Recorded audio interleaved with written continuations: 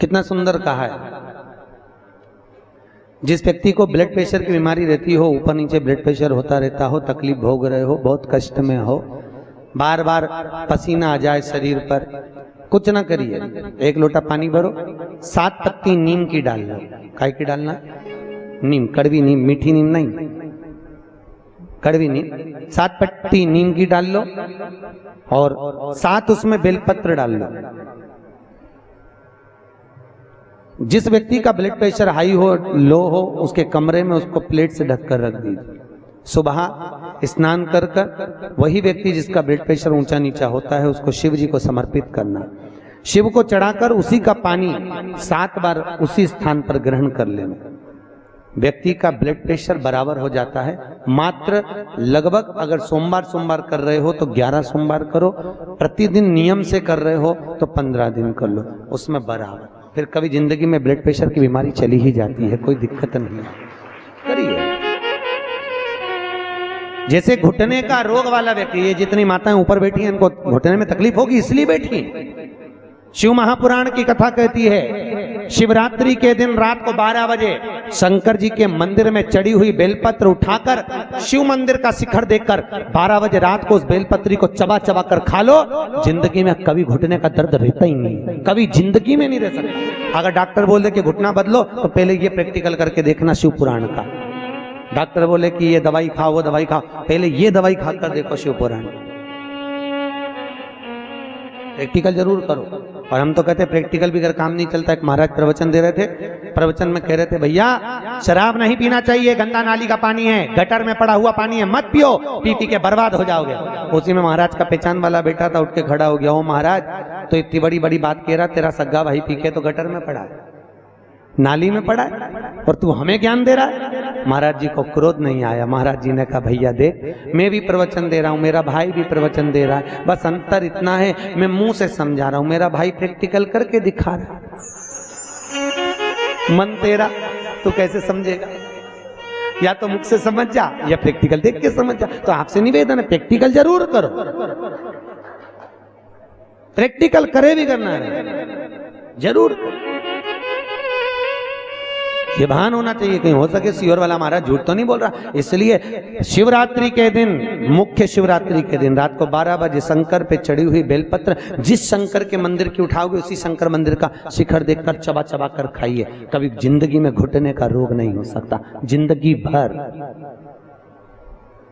पर इसका मतलब नहीं कि तुम्हारे घुटने चालू हो जाए तो तुम शॉपिंग मॉल में ही बैठी रहो।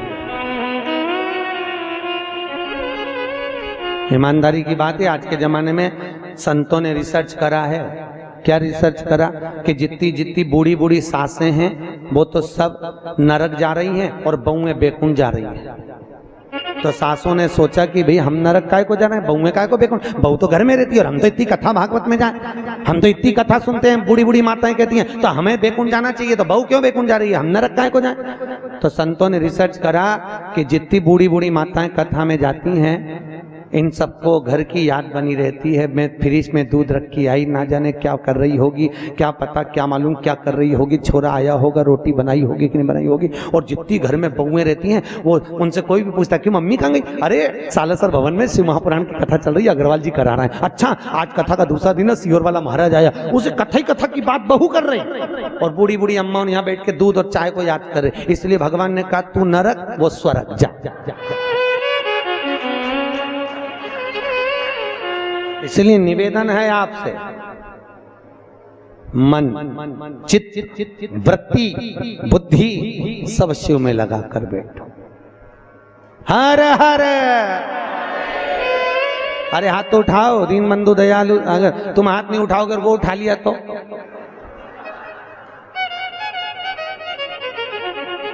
उठाओ जम के, हर हर। बहुत बढ़िया।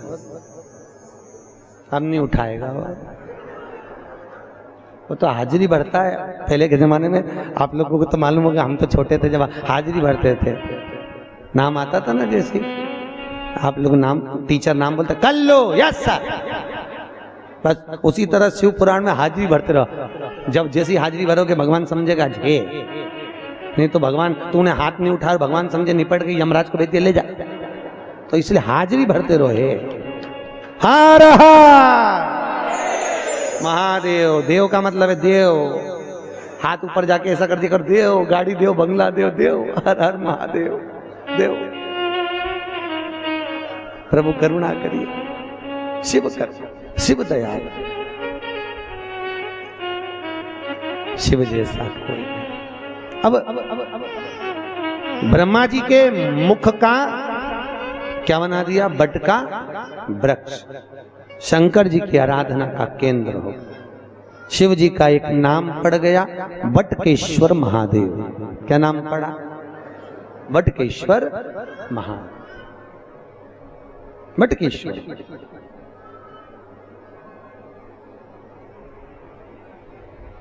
बटकेश्वर महादेव, शास्त्र कहता है जिस व्यक्ति को जीवन में कोई चर्म रोग हो गया हो, चमड़ी का कोई रोग हो गया हो, गाय की गोबरी, गोबरी जानते हो? अलूनी गोबरी। अलूनी गोबरी का मतलब एक कंडा अलग बात है, उसको थाप थाप के बनाते हैं गोबरी को।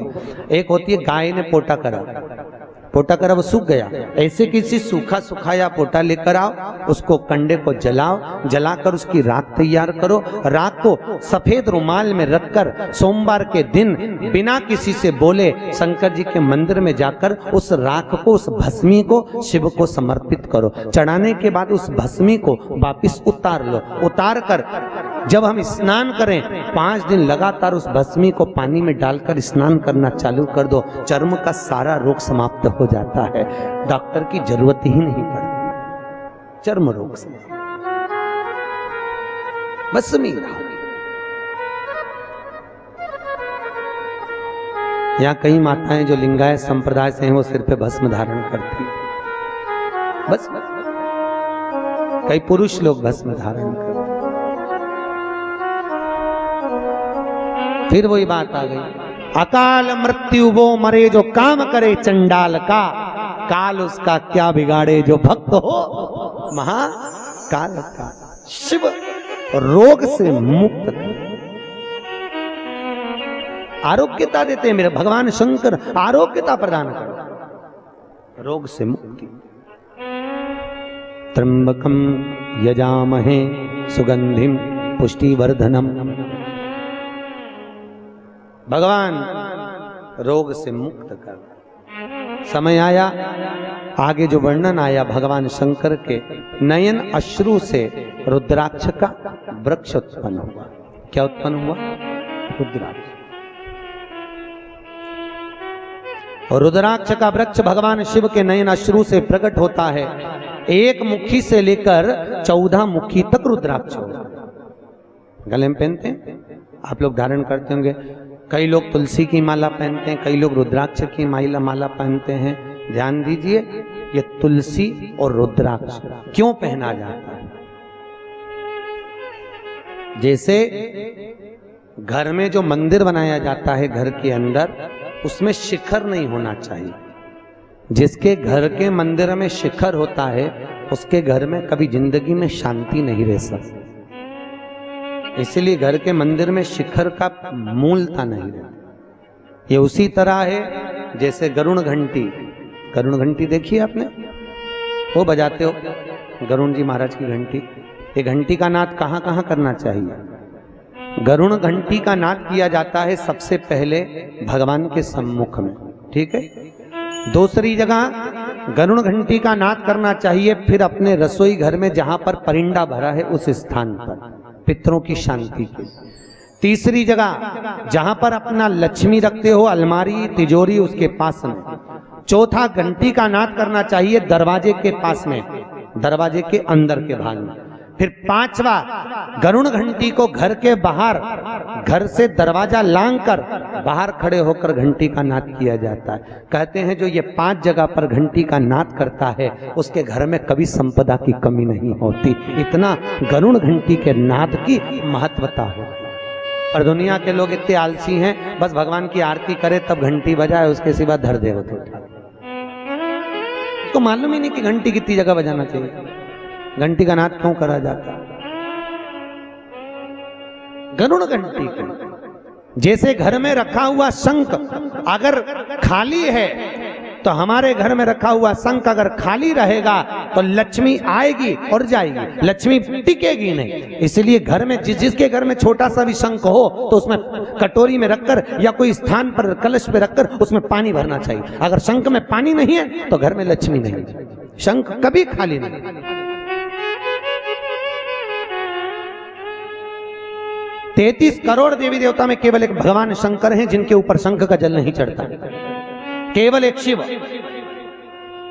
शंकर के ऊपर शंख का जल नहीं चढ़ता, क्योंकि शंकाचूर राक्षस को भगवान शिव ने मारा था और शंकाचूर राक्षस की हड्डी से शंख जाति का निर्माण हुआ था, इसलिए शंख का जल शिव जी पे नहीं चढ़ता। शास्त्र कहता है जो भूल से भी शंख का जल शंकर को समर्पित कर देता है 1000 ब्राह्मण की हत्या के बराबर उसको दोष लग जाता है, इसलिए शंख का जल शंकर को समर्पित नहीं।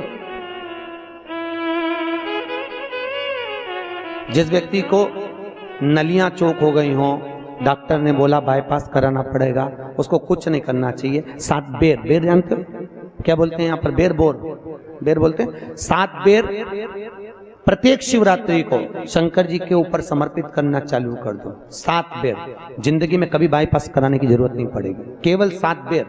उसमें से 1 बेर 7 बेर चढ़ाओ, 1 बेर उठा के लाओ और वो व्यक्ति को खिला दो जिसको बाईपास के लिए डॉक्टर ने बोला। फिर दूसरी बार चेक करवाना, वो खुद कह देगा कि बाईपास की जरूरत ही नहीं है, नाड़ियां क्लीन है एकदम, अटैक की बीमारी नहीं होती, हार्ट अटैक नहीं आता उस व्यक्ति को जिसने प्रत्येक हर महीने की शिवरात्रि पर 7 बेर शिव को समर्पित करना चालू कर दिया, उसको कभी अटैक नहीं आ सकता, हार्ट अटैक की बीमारी नहीं। हमारा शिव दयालु